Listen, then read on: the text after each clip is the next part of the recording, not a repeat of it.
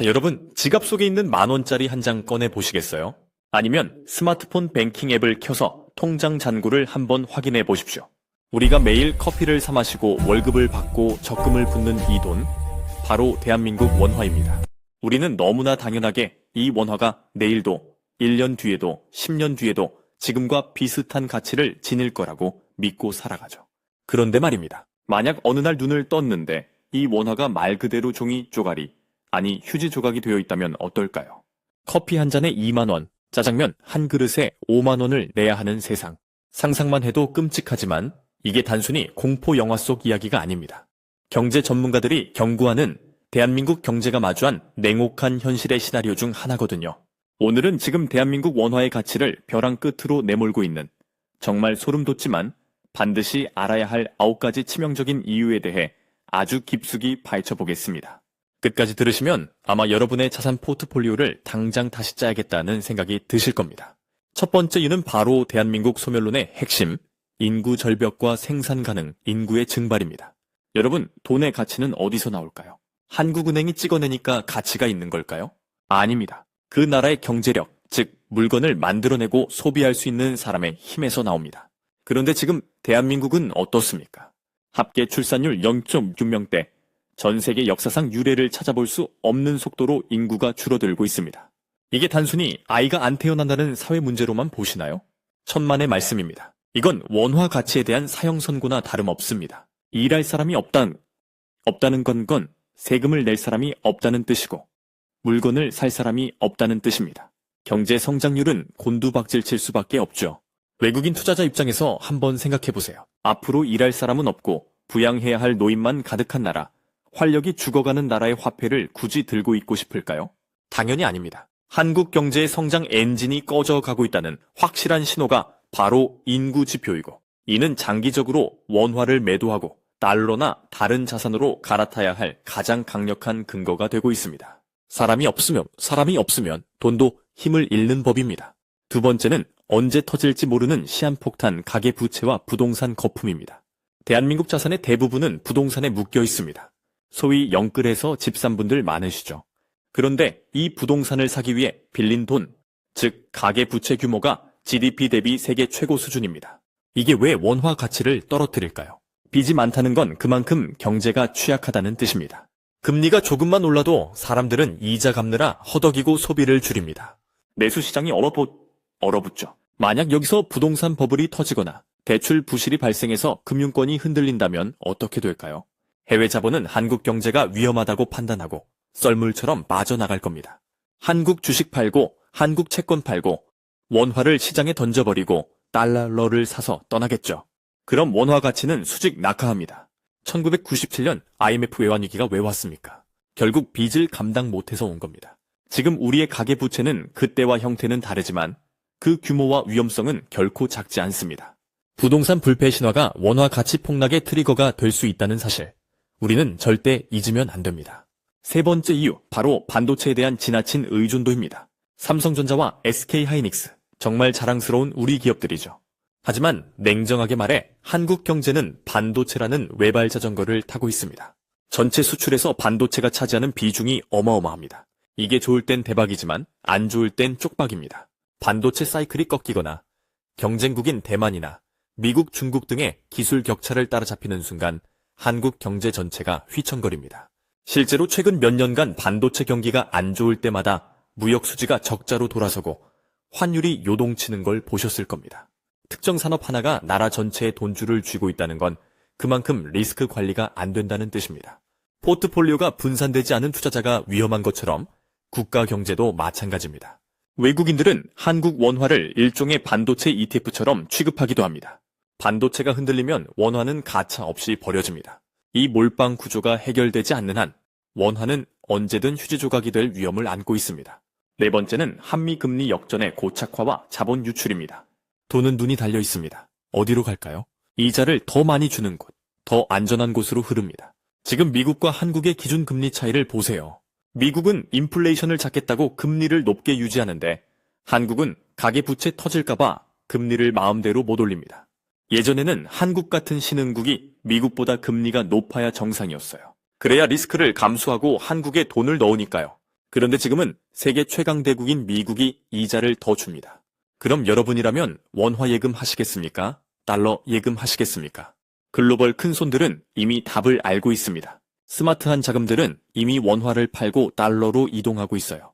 이 금리 역전 현상이 일시적인 게 아니라 구조적으로 장기화될 수 있다는 공포. 이것이 원화의 매력을 떨어뜨리고 환율을 1,100원, 1,400원대로 고착화시키는 주범입니다. 다섯 번째 이유는 중국 경제의 구조적 변화와 대중국 무역 적자입니다. 과거에 중국은 우리 물건을 사주는 고마운 큰손이었습니다. 중국이 성장하면 우리도 덩달아 돈을 벌었죠. 하지만 지금은 다릅니다. 중국은 이제 우리의 최대 고객이 아니라 가장 무서운 경쟁자입니다. 중간재부터 첨단 제품까지 중국이 기술 자립을 하면서 한국 물건을 안 사기 시작했습니다. 오히려 싼 가격을 무기로 세계 시장에서 한국 제품을 밀어내고 있죠. 대중국 무역 수지가 흑자에서 적자로 돌아선 건 정말 상징적인 사건입니다. 달러를 벌어오던 가장 큰 파이프라인이 끊긴 셈이나 마찬가지니까요. 게다가 중국 경제 자체가 부동산 위기로 휘청거리고 있습니다. 옆집 부자가 망해가는데 그 집에 물건 팔던 우리 집 살림이 온전할 리 없겠죠. 중국 리스크는 곧 원화의 리스크입니다. 중국 의존도를 줄이지 못하면 원화의 미래는 어둡습니다. 여섯 번째, 바로 에너지 의존도와 지정학적 리스크입니다. 대한민국은 기름 한 방울 안 나는 나라입니다. 원유, 가스, 석탄 100% 수입합니다. 그런데 이 에너지 자원들 결제가 다 뭘로 이루어지나요? 달러입니다. 국제 유가가 오르면 우리는 앉아서 막대한 달러를 지출해야 합니다. 무역 수지가 악화되고 원화를 팔아서 달러를 사야 하니 원화 값은 떨어집니다. 여기에 더해 우리는 분단 국가입니다.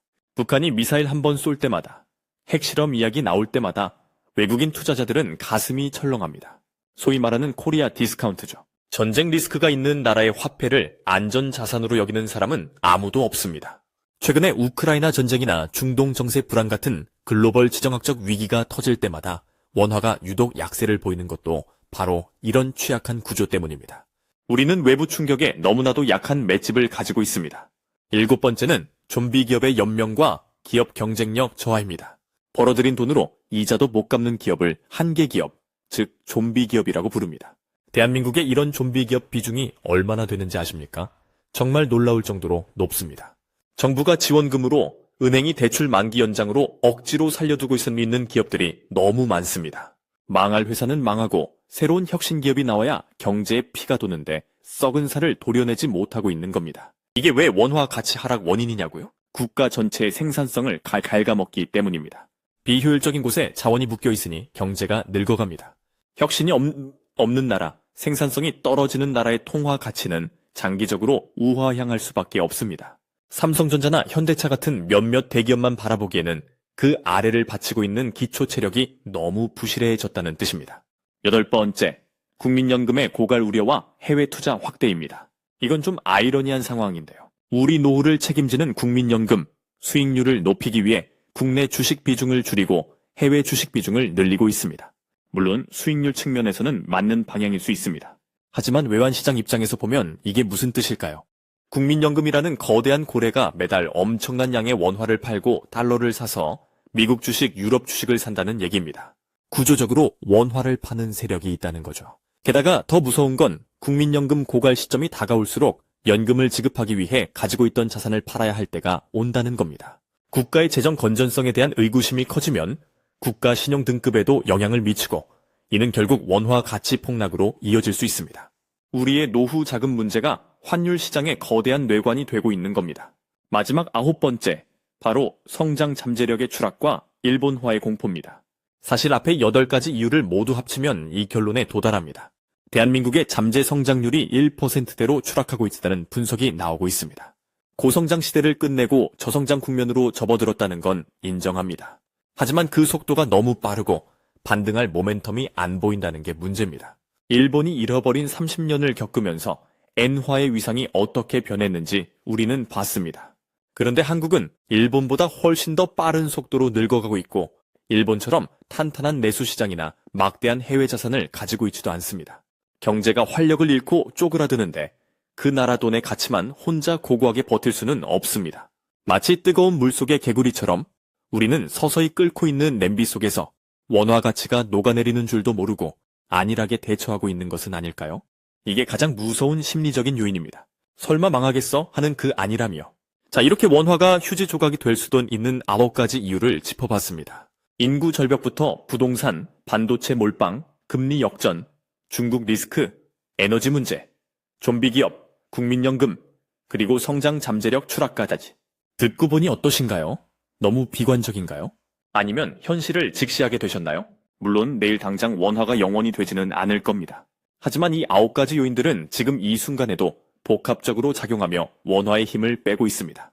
1달러에 1,100원 하던 시절은 이제 다시 오지 않을 수도 있습니다. 우리가 당연하게 여기던 구매력이 서서히, 하지만 확실하게 증발하고 있다는 뜻입니다. 그렇다면 우리는 어떻게 해야 할까요?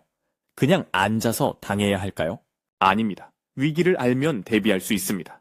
자산의 일부를 달러나 금 같은 안전자산으로 분산하고 한국 경제에만 올인하는 투자 방식에서 벗어나 글로벌 시장으로 시야를 넓혀야 합니다. 내 월급은 원화로 받지만 내 자산은 세계 시장과 연동되게 만들어야 내 구매력을 지킬 수 있습니다. 국가가 해결해 주기를 기다리기엔 시간이 너무 촉박합니다. 각자 도생의 시대, 여러분의 지갑을 지키는 건 결국 여러분의 깨어있는 경제 감각뿐입니다. 오늘 제가 말씀드린 9가지 이유 중에서 여러분이 생각하기에 가장 치명적이고 무서운 건 몇 번째인가요? 아니면 제가 놓친 또 다른 위험 요소를 알고 계신가요? 여러분의 날카로운 통찰력을 댓글로 남겨주세요. 다른 구독자분들과 의견을 나누다 보면 더 좋은 대비책이 나올 수도 있으니까요. 이 영상이 여러분의 자산을 지키는데 조금이라도 도움이 되길 바랍니다. 내용이 유익했다면 구독과 좋아요 한 번씩 꾹 눌러주시고요.